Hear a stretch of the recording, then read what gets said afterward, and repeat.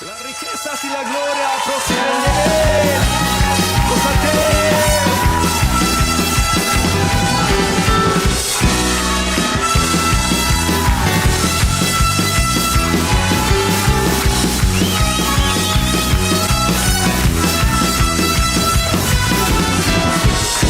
Estudia Jehová, la magnificencia, el poder, la gloria y la victoria.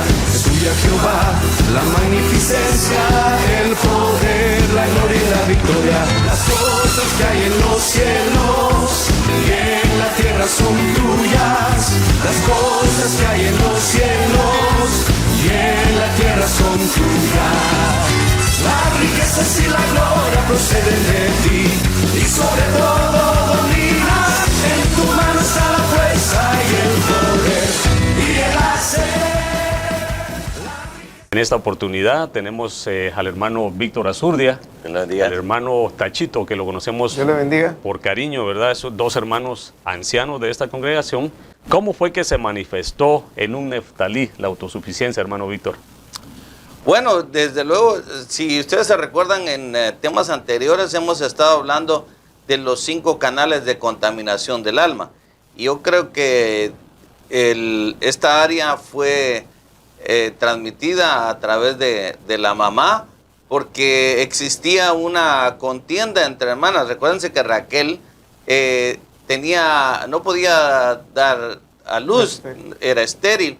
Entonces, ella, en lugar de esperar en Dios, porque yo creo que en Dios había un plan, había un propósito, porque Dios ya tenía estipulado en su plan 12 tribus. O sea, no tenía por qué adelantarse al programa de Dios. Y una de las cosas que yo he visto es de que cuando uno se adelanta al programa de Dios, es como que uno no le estuviera creyendo a Dios.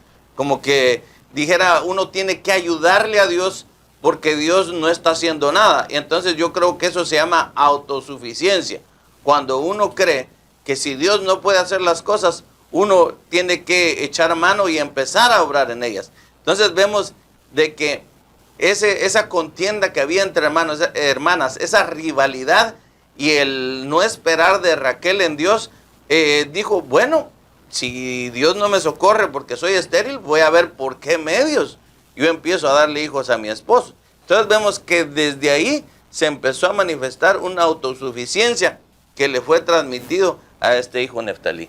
Y también vemos a través del proceso de, digamos, la Biblia siempre nos especifica de que hubieron varios personajes con esta misma situación.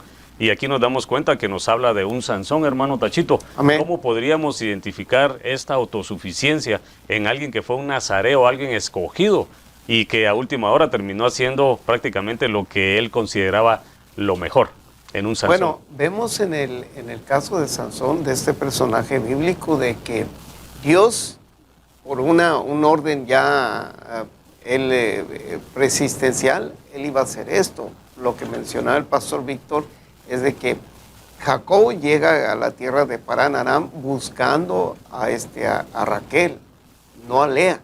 Entonces ya estaba algo estipulado de parte de Dios, por lo cual el hecho de Raquel ayudarle a Dios, porque ella pensó, entre comillas, que le estaba ayudando, eso le dio autosuficiencia. Y lo mismo hizo Sansón. Sansón sabía de que él tenía que esperar el tiempo, según las leyes estipuladas por Dios. Ella no tenía que tomar una mujer extranjera, tenía que ser de la tribu de Israel, ni tenía que ser ramera. Y él, creyendo también ayudarle a Dios. ¿Cuántas veces nosotros vemos de qué manera Dios lo libró de las manos de los filisteos? Y los filisteos hablan de que eran muy territoriales y ellos querían invadirle el pueblo de Israel. Pero Sansón era el obstáculo que tenían. ¿Cuántas veces Dios lo ayudó? Sin embargo, hubo el momento en que él se sintió autosuficiente y dijo, Dios, como tú no haces nada, yo te voy a ayudar. Cuando él sabía que por un decreto de Dios, y los decretos de Dios son irremovibles, él iba a ser el juez que iba a ayudar a Israel para que fueran libres de todos los filisteos. Los filisteos representan los demonios. Entonces él empezó a manifestar muchas cosas en su alma. No vemos la genealogía de él en esos casos, no sabemos cómo era el papá o la mamá, pero él cayó en el delito de tomar mujeres a diestra y siniestra, quebrantando una vez más las leyes y los preceptos de Dios, sintiéndose autosuficiente. Él confió más en su fuerza que en Dios, y a la final su misma fuerza fue la que lo entregó a los filisteos, la autosuficiencia. Me traía a memoria porque leímos el versículo de Números 7, 78 al 79, y ahí mismo narra de que Neftalí llevó un jarro de plata. Amén. ¿Verdad? Y nosotros sabemos que en el jarro de plata ahí se almacenaba aceite. Amén. Entonces, al hablar de este Sansón, se puede decir que puede haber alguien con unción, pero estar en pecado. O sea, de que la unción no necesariamente significa una persona santa, porque vemos de que ahí es donde podemos decir que hay gente que puede estar fabricando unción. Sí, amén, amén. Y yo creo que ese es uno de los peligros que nosotros debemos de alertar a todo creyente, de que nuestro apóstol Otonio Ríos Paredes decía, los milagros no salvan. El único que salva se llama Jesucristo. Y el mayor ejemplo lo tenemos cuando mi Señor Jesucristo sanó a miles de gentes. Cuando Él estaba en Israel haciendo su labor que el Padre le había encomendado, ¿a cuánta gente no sanó? Pero ¿cuántos de ellos cuando Él estaba siendo juzgado, todos ellos decían crucifíquele? Yo creo que los miles que Él sanó, hubieran dicho, no, Él me sanó, Él me liberó, Él me dio vida nueva. Pero no. Entonces podemos ver de que ahora es penoso decirlo, pero hay gente que se dice ser en el nombre de Cristo y estar fabricando unciones, que el aceite es santo, que el óleo santo, que el manto santo. Pero yo creo que ahí es donde se ve la autosuficiencia, porque le están robando la gloria a Dios. Todo lo que se hace es para darle la gloria a mi Señor Jesucristo. Y aquí vendría la pregunta de un ministro a cargo de una congregación. Diría, la autosuficiencia en el servicio del Señor, ¿cómo se podría identificar? Bueno, muy sencillo. Aquella persona que dice que solo cuando Él predica la gente se convierte, que solo cuando Él predica hay milagros, que solo cuando Él predica baja la unción, que solo cuando Él alaba el pueblo se mete a buscar de Dios. Eso sería como un ministro puede estar fabricando unción, porque todo lo que hacemos nosotros es por la misericordia del Señor. Todos nosotros los que estamos aquí estamos conscientes que el Señor nos sacó de, pudiéramos decir, es ofensivo hasta decirlo, ¿verdad? Pero nos sacó del lagar. Bueno, en mi parte yo podría decir y podría testificar que el Señor me sacó a mí del lagar. Amén. Entonces yo no tengo nada de qué vanagloriarme, porque yo sé de dónde me sacó el Señor. Y yo creo que la mayoría de gente es de donde ahí vino. Porque el Señor dice que vino a salvar a pecadores. Y el apóstol Pablo decía, de los cuales yo soy el más pequeño. Imagínense, si el apóstol Pablo decía eso, cuánto más mucha gente ahora, hoy en día, se arroba títulos de que solo se le deben dar a mi Señor Jesucristo. No sé si quieres agregarle algo. Sí, yo creo que uno de los ejemplos también lo vemos en el caso de Moisés allá en el valle de Amalek. Exacto. Cuando salió, es que él, dos cosas que ahí son notorias, una que estaba Ur y la otra que estaba Aarón, uno de cada lado. Dice que ellos le ayudaron, pero él estaba apoyado en una roca que representa a Cristo. Pero también está el brazo humano en favor de Ur y de Aarón, que le levantaba las manos a Aarón a Moisés, y cuando le levantaban las manos a Moisés, dice que el pueblo de Amalek sucumbía. Cuando él los bajaba, caía el pueblo de Israel. Fue una de altas y bajas, pero a la final sabemos que el pueblo de Dios salió victorioso. ¿Por qué? Porque ahí vemos que él se apoyó en la roca, se sentó, reposó en él, pero también estaban las dos ayudas humanas, una de cada lado levantando sus manos, y eso es figura de que también los ministros en el ministerio humano en esta tierra necesitan de herramientas humanas para poder hacer la obra de Dios, como el caso de Moisés. Entonces hay pastores que se sienten tan autosuficientes, no pastores, dentro de los 5 ministerios, que dicen que ellos no dependen de nadie, Y tiene la famosa frase, ¿verdad? Yo solo dependo de Dios. Y eso es un obstáculo para ellos, porque aún Dios envía ayudas como se la mandó. Posteriormente después le mandó 70 ayudas que lo reunió al entrar al tabernáculo para sacar del espíritu de Moisés y depositarle dentro de ellos para que le ayudaran a gobernar el pueblo siendo él el líder. Entonces, un ministro que no se sabe asesorar de todas esas herramientas que provee Dios es autosuficiente y delante de Dios, perdóneme pastor, ministro que está ahí, es pecado. Amén. Amén. Dice que Neftalí llevó un plato de plata, dice aquí en número 778.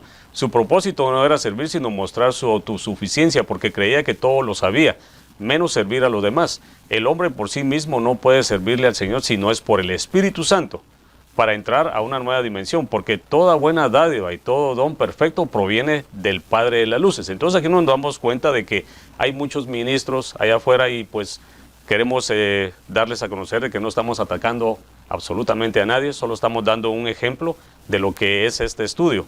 Hay muchos ministros que vienen y empiezan a trabajar por su cuenta y son aquellas personas que no aceptan una delegación. Esas son personas que están dando a conocer algo así como la autosuficiencia, que están dando a conocer de que no dependen de ningún ministro primario y que no tienen derecho a, digamos, no tienen necesidad de una delegación. ¿Qué podríamos ampliar con respecto a esto, hermano Víctor? Esas personas que siempre están trabajando por su propia cuenta. Bueno, algo que me impacta a mí y que el Señor lo dejó escrito para nuestra enseñanza es de que en cierta ocasión viene un personaje que necesitaba un milagro, y era un milagro urgente, y va con el Señor y le dice: Señor, necesito el milagro de que tú sanes a un siervo que tengo en casa. Y entonces el Señor le dice: bueno, vamos. Y Cornelio le dice: no es necesario que tú vayas, porque yo soy un hombre que estoy bajo sujeción. O sea que él reconocía que sobre él había una autoridad, y que él era una autoridad, y los que estaban bajo la autoridad de él obedecían lo que él estaba diciendo. Entonces, lo que mi Señor Jesús le admiró no fue que le dijo: qué gran autoridad tú tienes. No, le dijo: qué gran fe la que tú tienes. Entonces, todo hombre que acepta delegaciones de parte del Señor son hombres de fe. ¿Qué pudiéramos decir de aquellos hombres que no dependen de nadie? Bueno, que les falta fe para creer. Inclusive podemos ver que mi Señor no depositó toda la verdad de su Biblia en un solo hombre. Necesitó de 40 diferentes autores, porque si lo hubiera dejado en uno o dos hombres, ¿qué hubiera pasado? Si hubieran robado toda la gloria de Dios. Dios conoce nuestra pasta humana. Por eso es imprescindible que, fíjese que nosotros sin Cristo somos nada. Lo que nos recobra el valor es Cristo. Cristo es el que nos da valor a nosotros. Sin Cristo no tenemos valor. Entonces, si nosotros empezamos a ser autosuficientes creyendo que no dependemos de ninguna otra persona, estamos equivocados. Dependemos del Señor. La Biblia estipula claramente que el Señor ha dejado autoridades, que ha delegado apóstoles, ha delegado profetas, ha delegado maestros, ha delegado evangelistas, y cada uno para la edificación del cuerpo de Cristo. Y yo creo que hasta el día de hoy ese mandato no se ha cambiado. Amén. Bendito sea el Señor. También aquí vemos que Neftalí también llevó un tazón de plata. Y estábamos hablando que el tazón es un recipiente que se utiliza para guardar de preferencia algún líquido indeterminado o alimento. Por algún tiempo es figura de aquellos que espiritualmente no reciben la palabra de Dios con gratitud y mansedumbre, pues con facilidad puede caerse su contenido, ¿verdad, hermano Tachito? Amén.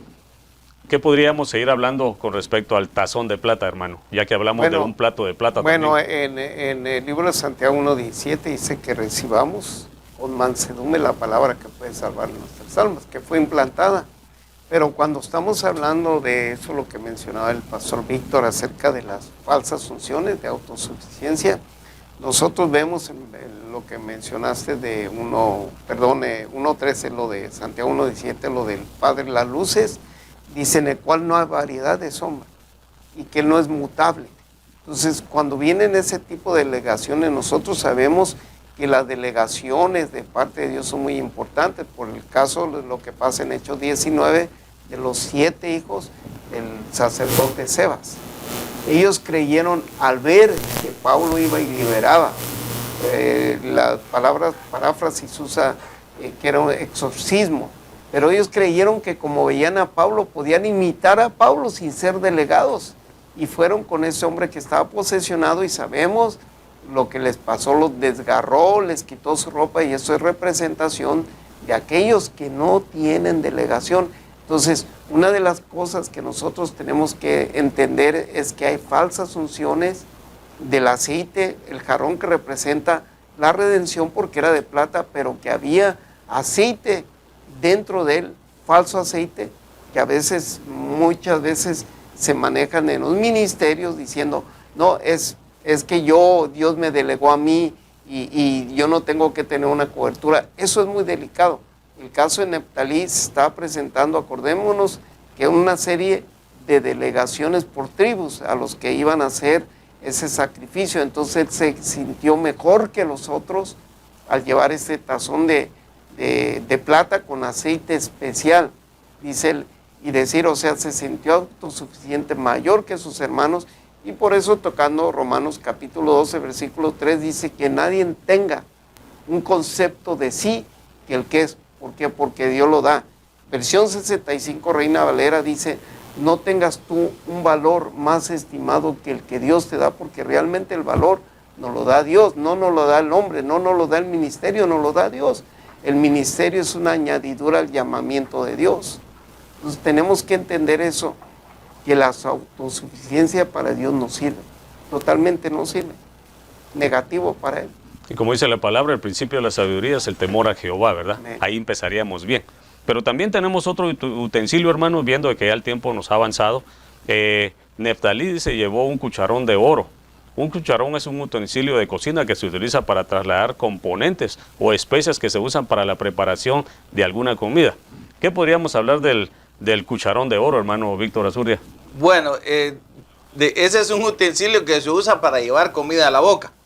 Y pudiéramos decir que hay personas, por ejemplo, espero que no, pero hay personas que escuchan estos temas y pudieran decir, ¿de dónde sacan eso? ¿Dónde es que eso está en la Biblia? O sea, de que son personas que oyen la palabra, oyen alguna revelación, pero en lugar de pedirle al Espíritu Santo que le dé confirmación si eso es de Dios y que si no lo entiende, que se lo revele, cuestionan la palabra. O sea, siempre andan buscando una respuesta a algo que tal vez ellos no pueden entender y posiblemente sea porque es una persona tal vez no muy espiritual, porque la palabra de Dios dice que las cosas espirituales deben discernirse con el espíritu. O sea que eso es un mensaje para los espirituales. El carnal dice que no puede comprender las cosas de Dios porque para él son locura. Entonces, el autosuficiente, perdóneme, pero yo pudiera decir que es una persona carnal, porque si fuera espiritual, mi Señor Jesús dijo que, y con todo el respeto, que no era la Biblia la que nos iba a llevar a toda la verdad, sino que iba a ser la unción del Espíritu Santo el que nos iba a iluminar la palabra para llegar a toda la verdad. Porque la palabra de Dios dice, en tu luz veremos la luz. ¿En la luz de qué? En la luz de la palabra. ¿Bajo qué luz? Bueno, bajo la iluminación del Espíritu Santo. Recordemos que, y esto es algo bien práctico, que lo hablamos en uno de los segmentos anteriores, es que el tabernáculo, estaba el atrio, y el atrio iluminaba la luz natural. Pero ya en el lugar santo ya no había luz natural. ¿Qué era lo que alumbraba ahí? Era el candelabro. Y el candelabro, ¿qué estaba iluminando? ¿Qué tenía al frente? Los panes de la proposición, que era la palabra, que era la revelación. Entonces, el que está en el atrio no entiende lo que está en el lugar santo, porque tiene que ser el Espíritu Santo el que esté iluminando esa palabra. No sé si quieres agregar algo. Fíjate que hay una tipología que se usa para el tazón y eso es bien importante. Y yo estaba leyendo algo que el pastor mencionó cuando hablábamos acerca del tabernáculo, que ese tazón se metía donde se ponía la carne, porque sacaban la especie, no el caldo, sino el jugo de lo que dejaba la carne, y lo ponían para echárselo a la carne y se sazonara. Entonces eso solo lo podía hacer el sumo sacerdote, no lo podían hacer los ayudantes, solo el sumo sacerdote, porque él iba a tomar el pedazo de carne que él le pertenecía a él para comer. Entonces, ¿qué es la figura de qué? Que todo lo que él come, la palabra de Dios, tiene que ser sazonada por el Espíritu Santo, tiene que ser suavizada por el Espíritu Santo. ¿Por qué? Porque el líquido que representa la palabra, lo que él comía, ya iba más suave, entonces lo podía comer mejor. Entonces, todo aquel, cuando lleva el sazón y que dice, este es mi tazón, mi cucharón, para hacer eso está diciendo, soy autosuficiente, yo tengo palabra, yo no dependo ni del Espíritu Santo ni de Dios. Y eso es la figura de que el sumo sacerdote lo usaba, por eso es que era de plata. Había también de oro, pero el de la parte por la redención era lo que le echaban a la carne líquido. Entonces, eso es representación de lo que toman, que comen, y de alguna manera es suavizado por lo que viene de parte de Dios. Entonces, toda aquella gente que dice, no, yo preparo mis mensajes y yo soy muy inteligente, puede hacer. Él pueda dar un mensaje muy bien preparado, pero no trazado por el Espíritu. Pablo, cuando le da el consejo a Timoteo, le dice, preséntate como un ministro. Primero le dice que no tiene que avergonzarse, pero que traza la palabra con precisión. Esto está diciendo con el Espíritu Santo. Y sabemos también que el Espíritu Santo no actúa en personas autosuficientes, porque ¿para qué lo quieren? Si ellos pueden hacer todo. Entonces el Espíritu Santo nos enseña a nosotros que nosotros somos totalmente dependientes de Dios, y por eso lo dejaron a Él dentro de nosotros. Me venía a memoria este pasaje de 1 Samuel 14:27, que dice, pero Jonatán no había oído cuando su padre puso al pueblo bajo juramento, por lo cual extendió la punta de la vara que llevaba en su mano, la metió en un panal de miel y se la llevó la mano a la boca y brillaron sus ojos. ¿Pudieras ampliar un poquito de esto? Porque era parte de lo que estabas hablando. Fíjate que, por ejemplo, ahí vemos, para nosotros es la figura que usamos cuando se le abrieron los ojos, fue que empezó a tener revelación. ¿Por qué? Simple. Porque si había un decreto de muerte, ¿por qué Saúl no mató a Jonatán? Porque lo había hecho en inocencia de lo que él había hablado. Entonces el Espíritu Santo viene y nos abre los ojos a la revelación. Él pudo ver muchas cosas. De hecho, Jonatán fue un gran guerrero, amigo de David, pero era un hombre de mucha revelación. Por eso es que vemos el caso de Jonatán, que era un hombre que amó mucho a David, pero también amaba a Dios, diferentemente como el papá, aunque él vio cuando el papá, algunas versiones dice que sí pudo ser testigo, cuando no esperó y autosuficientemente ofreció el sacrificio antes que llegara Samuel, y él nunca lo hizo así. Y cuando se dice que extendió la punta de la vara, ¿qué podríamos asociar eso ahí? Autoridad que Dios le da. A la autoridad que Dios le da. Amén. Interesante. Ya casi el tiempo nos ha avanzado. Pero yo creo que vamos a tenernos que invitar para otro segmento con respecto a la autosuficiencia, ¿verdad? Porque aquí hay mucha tela que cortar. Pero aquí ya como para terminar, quisiéramos también que el hermano Víctor Azurdia nos hablara con respecto a esta situación. Me venía a la mente con respecto a los hijos de Elí, como decía el hermano Tachito, de que muchas veces los que tenían acceso a ese cucharón eran solo el sumo sacerdote, que era aquel que comía de esa parte, ¿verdad? Pero nos damos cuenta que los hijos de Elí vinieron ellos y usurparon esta manera de servir. Era una tradición solemne de los sumos sacerdotes por decreto de Dios. Amén. Entonces nos damos cuenta que a través de la palabra nos vemos de que ellos tuvieron acceso a eso. Entonces notamos de que después de haber hecho ellos eso, tuvieron aquella consecuencia que fue la muerte. ¿Sí nos podría explicar de eso, hermano? Bueno, cuando la Biblia da detalles innecesarios, es de que nos está diciendo que ahí hay algo muy especial que nosotros debemos de indagar. Porque hay ciertos detalles. Dice que el padre ya había perdido la vista, estaba ciego, o sea que había perdido visión espiritual. Dice que él estaba sentado a la puerta, no estaba ni adentro ni afuera. Estaba como muchas personas que dicen, bueno, yo voy a la iglesia, pero no me quiero meter mucho, mejor todavía tengo cosas personales de mi vida que tengo que hacer, ¿verdad? O sea, o se es de Cristo o no se es de Cristo. Y vemos que dice que también que era obeso, se había hecho flojo en las cosas espirituales de Dios. O sea, la influencia que los padres tienen en cómo cuidar de sus hijos. Y vemos que él oía lo que sus hijos estaban haciendo, pero como había perdido autoridad de Dios, entonces no tenía la solvencia como para ir a decirle a sus hijos, miren lo que ustedes están haciendo mal. Entonces, qué tremendo es, porque ellos, en lugar de ir a consultarle a su padre cómo debería ser el orden del culto, ellos se creían autosuficientes, porque, perdóneme, pero hay hijos que creen que con el hecho de que sus padres están yendo a la iglesia, tienen un privilegio, ellos se sienten autosuficientes como para creer que ya tienen su boleto para irse al cielo. Y eso no es cierto.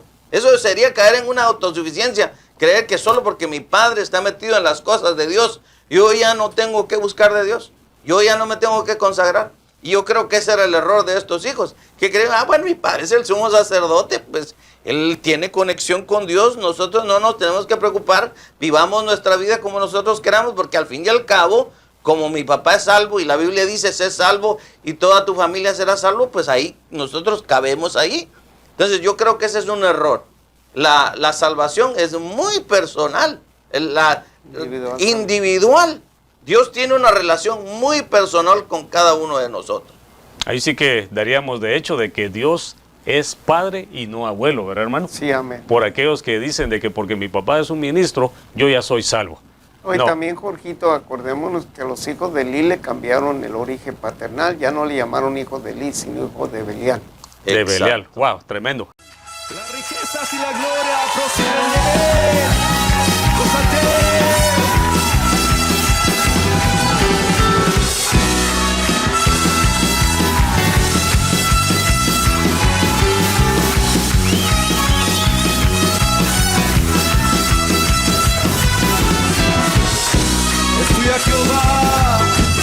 Jehová, la magnificencia, el poder, la gloria y la victoria. Es tuya Jehová, la magnificencia, el poder, la gloria y la victoria. Las cosas que hay en los cielos y en la tierra son tuyas. Las cosas que hay en los cielos